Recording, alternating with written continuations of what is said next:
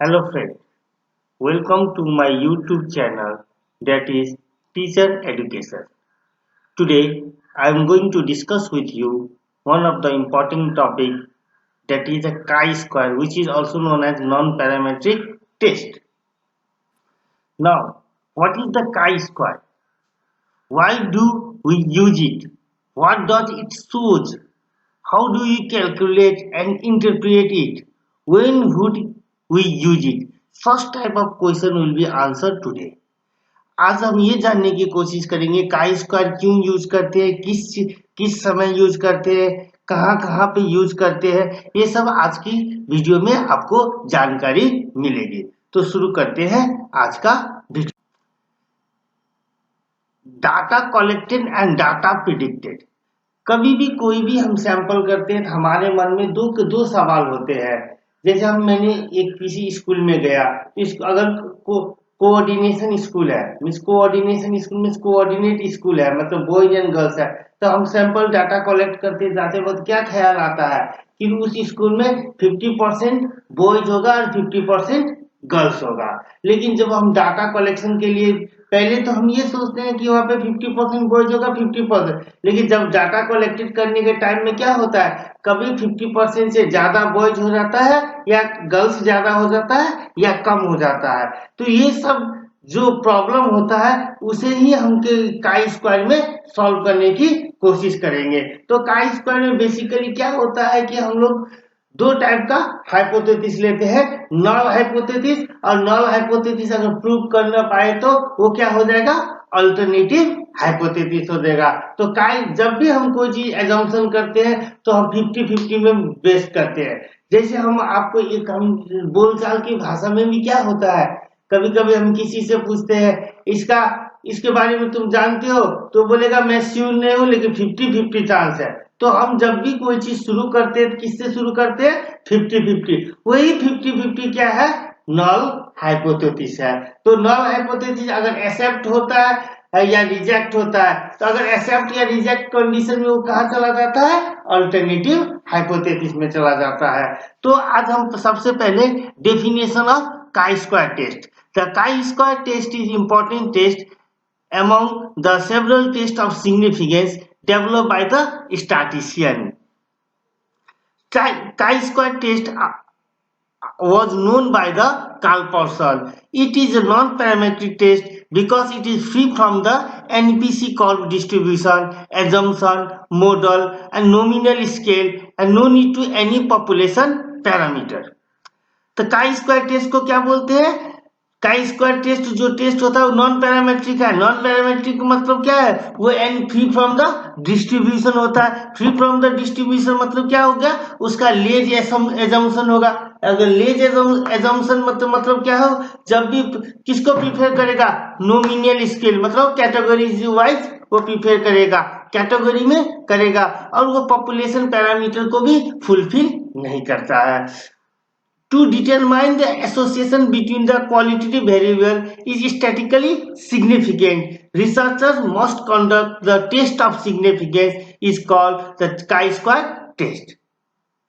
In general, the test we use to measure the difference between what is observed and what is expected according to the assumed hypothesis is called chi-square test. इस बात को फिर से repeat करना चाहूंगा, काई square test में क्या है, difference between the observe and expected. मतलब आप किसी स्कूल में जाते हैं तो आप क्या करते हैं, एक्सपेक्ट करते हैं 50% बॉयज या 50% गर्ल होते हैं, लेकिन जाने के बाद क्या होता है, फिर 40-60 30-70 हो जाता है। तो वो जो डिफरेंस आता है ऑब्जर्व और एक्सपेक्ट का, उसी को हम क्या करते हैं, काई स्क्वायर टेस्ट में यूज करते हैं। इसलिए हमारा काई स्क्वायर का फॉर्मूला है sum of observe minus expect whole square by expect. This test can be used. ये टेस्ट कहां पे यूज होता है, फर्स्ट है test of independent of attribute, which means when the chi square test is used as a test of independent, it allows the researcher to test whether the two attributes being tested are associate or not। मतलब इनका कहना ये है जो भी हम independence variable लेते हैं उसके बीच में कोई एसोसिएट है कि नहीं है। इस चीज को जानने के लिए हम क्या किस चीज को यूज करते हैं, काई स्क्वायर को यूज करते हैं। नेक्स्ट पॉइंट है to test the goodness of free distribution, that is the one of the important point. इसलिए कभी कभी काई स्क्वायर को बोलते हैं goodness of free distribution. Next point है for testing the homogeneity of variance. Next point for testing the homogeneity of correlation coefficient to make the comparison of sample variance with population variance. हमने वहां पे पहला बोला था test of independence, next point बोला था हमने chi square test of goodness of fit. तो अब chi square test of goodness of fit का मतलब क्या है। Chi square test is performed as a test of goodness of fit which help the researcher to compare the theoretical distribution with observe distribution. मतलब compare किससे करना है, expect value और observe value से। Goodness of fit refers to how close the observed are to be predicted from the hypothesis. When the calculated value of chi-square is found to be less than table value at a certain level of significance, the fit data is considered to be good. Null hypothesis is accepted, indicate that there is no relationship between the two attributes. जब हम chi square का value निकालेंगे formula का, अगर वो value less than table value माने जो value question में दिया है अगर उससे कम होगा तो हम उस समय सोच लेंगे chi square is a goodness. मतलब काई स्क्वायर जो है वो क्या है, गुड है, मतलब फिट है, डाटा के लिए फिट है। तो उसमें नॉन हाइपोथेसिस क्या करेंगे, एक्सेप्टेड करेंगे। When value of chi square is greater than the table value, मतलब जब chi जो कैलकुलेट करेंगे chi स्क्वायर का वैल्यू, वो वैल्यू टेबल वैल्यू मतलब जो वैल्यू हमें क्वेश्चन में दिया गया है उससे ज्यादा होगा। The fit is considered not to be good, मतलब उस समय क्या होगा, chi square goodness of fit के अंदर में नहीं आएगा। Which means that null hypothesis is a rejected. अगर नॉन हाइपोथेसिस रिजेक्टेड होता है तो क्या होता है, alternative hypothesis is accepted which indicating that there is a relationship between the two attribute. उसका मतलब है दोनों के बीच में कुछ रिलेशन है। लेकिन हमें काई स्क्वायर में क्या बोलता है, टेस्ट ऑफ इंडिपेंडेंस। तो डोंट बी कंफ्यूज, अगर काई स्क्वायर का वैल्यू टेबल वैल्यू से लेस है तो क्या होगा, नॉन हाइपोथेसिस एक्सेप्टेड होगा।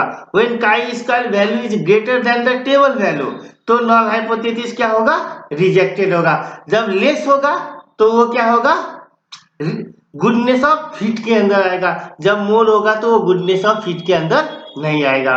A good fit indicate that the variation between the observed value expected frequency due to fluctuation during the sampling। अब क्या क्या कंडीशन में काई स्क्वायर टेस्ट होते हैं। For the chi square test to be perform the following condition are to be satisfied. क्या क्या condition को सेटिस्फाई करना पड़ता है, data must be in the form of frequency. Data किस में होना चाहिए, फ्रीक्वेंसी में होना चाहिए। तो frequency data must have the precise numerical value and must be organise in category and group.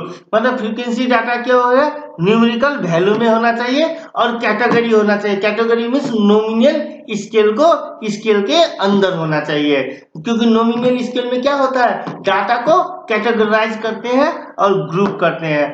तो observation are to be recorded and collected on the random basis. Observation क्या है, रिकॉर्ड होगा, कलेक्ट होगा किस बेसिस में, random basis में।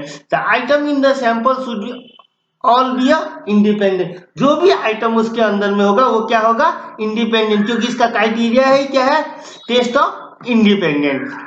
Frequency of data in a group should not be less than 10। फ्रीक्वेंसी डाटा कितना होना चाहिए, 10 से नीचा नहीं होना। Under such condition regrouping the item should be done by combining the frequency. अगर वैसा कंडीशन आता है तो फिर क्या करेंगे, रीग्रुपिंग करेंगे। लेकिन बहुत सारा आदमी का कहना है कि अगर लेस देन कितना कंडीशन में ये बोला गया कि लेस देन 5 नहीं होना चाहिए, लेकिन नॉर्मली हम क्या बोलते हैं, लेस देन 10 नहीं होना चाहिए। तो लेस देन 5 अगर होता है या लेस देन 10 होता है तो आप क्या कर सकते हैं, उसको रीग्रुपिंग कर दीजिए। Total number of individual item in the sample should also were reasonable large about the 50 और में, मतलब जब भी आपका सैंपल कितना होना चाहिए, 50 होना चाहिए या 50 से ज्यादा होगा तभी काई स्क्वायर वैलिड होगा। तो constant in the frequency should be linear and not containing square or higher power। तो constant in the frequency should be linear, frequency जब भी क्या होना चाहिए, लीनियर होना चाहिए। काई स्क्वायर टेस्ट का फॉर्मूला क्या है, वो मतलब ऑब्जर्व, मतलब डाटा जो कलेक्ट करते वक्त गए हैं। ई मतलब एक्सपेक्ट, जाने से पहले जो मैंने सोचा था मेरा 50% बॉयज होगा 50% गर्ल होगा, लेकिन जाने के बाद क्या होता है, वो ज्यादा या कम हो जाता है। तो जो हम जाने से पहले सोचते हैं कि ये ऐसा होगा उसे बोलते हैं एक्सपेक्टेड, और जाने के बाद जो रिजल्ट आता है वो दैट इज द ऑब्जर्व। तो मैंने इसको दो भाग किया है। एक formula of chi square for comparing the variance is given by chi square equal to sigma square the variance of sample divided by sigma square the variation of population into n-1 degree of freedom, where n being the number item in the sample। जब variance के compare में काई square को use करते हैं, when chi-square is used as a non-parametric test for testing the goodness of fit। जब goodness of fit में करेंगे, आगे वाला हम किस में यूज करेंगे, जब वेरिएंस में यूज करेंगे तो हम ये फॉर्मूला देंगे। जब goodness of fit में यूज करेंगे तो chi square equal to sum observe minus expected whole square by expected. यहाँ आई और जे का मतलब है row and column. Here Oij means is observed value of the cell in ith row and jth column। Expected frequency in the cell in the ith row and jth column, मतलब observe और expect, आई जे यहाँ पे क्या denote कर रहा है, row and.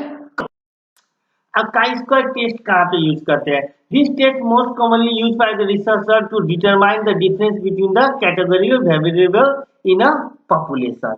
chi-square test can also be used to test the goodness of fit, जो मैंने पहले ही डिस्कस किया है। It enables us to observe how well the theoretical distribution fits the observed distribution।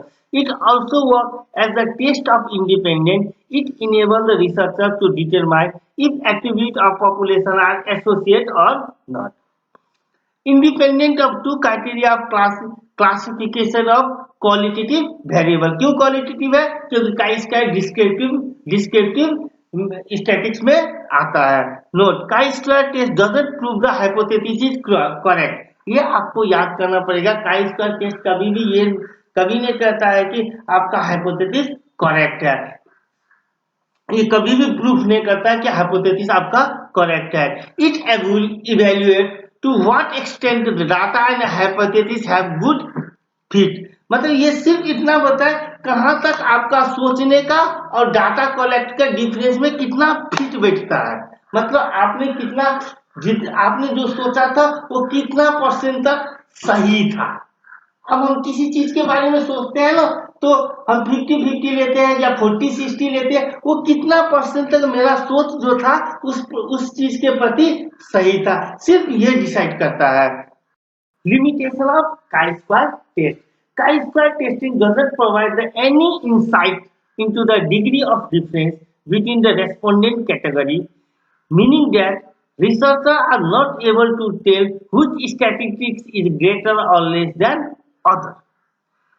Chi-square requires the researcher to use the numerical value, also known as frequency count, instead of using the percentage and ratio। This can limit the flexibility that researchers have in terms of poses that they use। Data is a form of random sample। Chi-square test is sensitive to sample size of the calculated chi-square directly proportional to the size of sample, independent of strength of relationship between the variable. ये सब क्या है, chi square test का limitation है। तो पहला limitation क्या है, ये कितना डिग्री ऑफ डिफरेंस है ये नहीं समझाता है। दूसरा है क्या, इसमें जो वैल्यू है हम जब भी क्या करेंगे नॉमिनल में लेते हैं, परसेंटेज और रेशियो को यूज नहीं करते हैं, और डाटा जब भी क्या होगा रैंडम, सिंपल रैंडम डाटा होना चाहिए। तो ये सब लिमिटेशन ऑफ काई स्क्वायर है। अगर आपको भी ये वीडियो अच्छा लगा होगा तो प्लीज लाइक और सब्सक्राइब मेरे चैनल का जरूर कीजिएगा। धन्यवाद।